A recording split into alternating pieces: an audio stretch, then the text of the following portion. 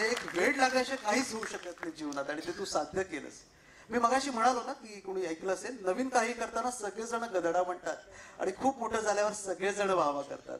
तशी आज नक्कीच तुझी लोक वाहवा करतील. सुरुवातीला संकल्पना लोकांना वाटलं असेल काय ही मुलगी करणार आहे, या शंका त्यांच्या मनात निर्माण आल्या असतील, पण हे शंका सगळ्या तू निवळून टाकल्यास आणि एक इतिहास घडवलायस तू.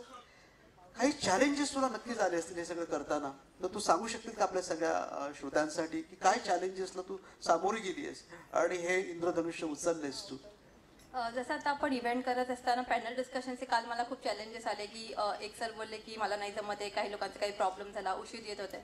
हा चॅलेंजेस हा एक दिवसाचा होता, पण हेच चॅलेंजेस मी 365 दिवस फेस केलेलं.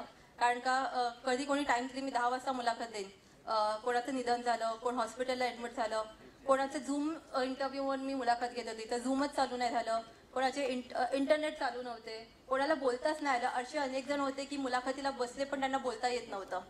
तर अशा खूप सारी म्हणजे आपण विचारच नाही करू शकत अशा अडचणी आल्या होत्या.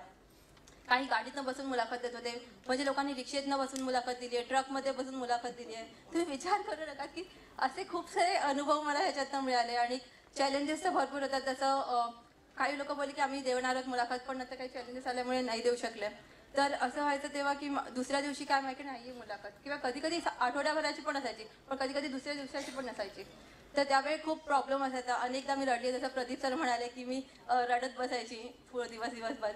पण मग पुन्हा मी गाणं दोन गाणं पूर्ण वर्षभरात मी ऐकलं. एक तर बंदिया रे बंदिया म्हणून एक आहे, त्याच्यामध्ये काही शब्द आहेत की रुकना तू बंदिया राह, म्हणजे राह कठीण है पर बादल छा जाएगे पण तू जीतेगा, असं एक ते गाणं आहे.